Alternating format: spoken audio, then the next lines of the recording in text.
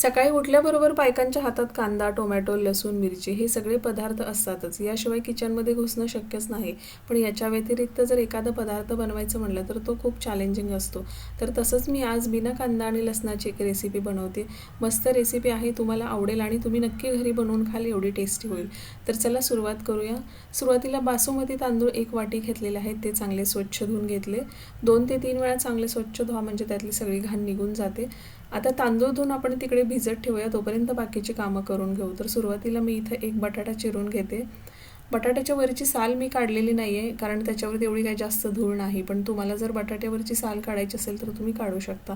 आता 2 मिरच्या आहेत, या अगदी कमी तिखटवाल्या मिरच्या आहेत. या मिरच्या लांब आकारामध्ये कापून घेऊ, म्हणजे लहान मुलं वगैरे खाणारे असतील तर खात्यावेळेस मिरची सहज त्यांना बाजूला काढता येईल. आता टोमॅटो 2 ते 3 घेतलेले आहेत. हे सगळे टोमॅटो आपण बारीक चिरून घ्यायचे आहेत. कांदा नसल्यामुळे थोडासा टोमॅटोचा मी जास्त वापर करते. आता गॅसवरती पॅन ठेवून त्यामध्ये मोठे 2 चमचे तेल घालायचं. त्यानंतर त्यामध्ये 1 तमालपत्र, 3 ते 4 लवंग, 1 दालचिनी, 2 वेलदोडे टाकून 1-2 सेकंदासाठी परतून घ्यायचं. नंतर त्यामध्ये चिरलेला बटाटा आणि गाजर टाकून 1-2 ते 3 मिनटं परतून घेऊया. तेलामध्ये थोडंसं बटाटा अगोदर परतून घेतला ना की नंतर भातामध्ये लवकर शिजतो, म्हणून अगोदर थोडासा परतून घेऊया.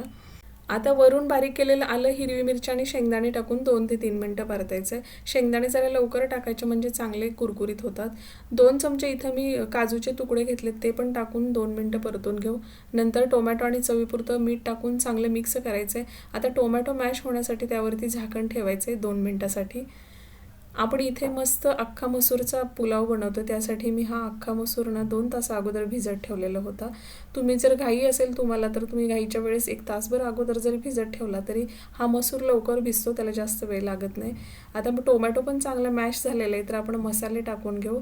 तर सुरुवातीला जिरा पावडर 1 चमचा, धणे पावडर 1 चमचा, हळद 1 चमचा, 2 चमचे लाल तिखट घेतले. आता तिखटाचं प्रमाण तुम्ही तुमच्या आवडीप्रमाणे कमी जास्त करू शकता. मी इथे लाल मिरची पावडरचा वापर केला आहे, घरचा मसाला टाकला नाही, कारण घरच्या मसाल्यामध्ये आमच्या लसूण असतो आणि बिना लसूण कांद्याची रेसिपी बनवली, त्यामुळे मी घरचा मसाला टाकलेला नाही. आता अख्खा मसूर पण त्यामध्ये टाकून घेऊ आणि परत चांगलं 2 ते 3 मिनटं मिक्स करून घ्यायचं आहे. नंतर आपण जो भिजवलेला तांदूळ होतो तो वरून टाकूया. तांदूळ टाकल्यानंतर पण चांगलं मिक्स करून घ्यायचं आहे. तुमच्याकडे जर बासमती तांदूळ नसेल तर तुम्ही दुसरा कुठला मोकळा भात होणारा तांदूळ असतो ना, तो वापरला तरी चालतोय बरं का. आता तांदूळ चांगला मिक्स करून झालाय, वरून आपण गरम मसाला 1 चमचा घालूया आणि परत चांगलं मिक्स करूया. व्यवस्थित सगळं मिक्स झालं ना की मग लगेच आपण त्यामध्ये गरजेप्रमाणे पाणी घालायचे. तर जवळजवळ मी 1 ग्लासभर इथं अगोदर सुरुवातीला पाणी घालते. नंतर लागलं तर अधूनमधून थोडंसं पाणी घातलं तरी चालते. थोडंसं पाणी घालून अगोदर मिक्स करू, सगळं एकजीव होईल व्यवस्थित, आणि नंतर मग पाण्याचं प्रमाण वाढवायचं आहे. तर आता थोडंसं पाणी घालून सगळं एकजीव झालं ना की आता मी परत 1 ग्लासभर, म्हणजे दोन्ही मिळून 1 ग्लासभर पाणी होतं. आता झाकून ठेवूया. झाकून आपल्याला 3 ते 4 मिनिटासाठी चांगला इथं भात शिजवून घ्यायचं आहे. तर तुम्ही बघू शकता थोडासा कच्चा आहे आणि पाण्याची गरज आहे, तर परत मी अगदी 2 ते 3 चमचे पाणी ओतून परत झाकून ठेवते. तर कमी गॅसवरती मी जवळजवळ 4 मिनटं भाताला शिजवून घेतले, तर मोकळा मोकळा असा आपल्या इथे पुलाव बनून तयार झालेला आहे.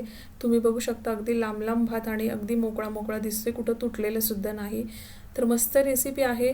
मी बिना कांद्या लसणाची बऱ्याच वेळा रेसिपी बनवली, पण हा पुलाव कधी बनवलेला नव्हता आणि खूप टेस्टी झालेला होता.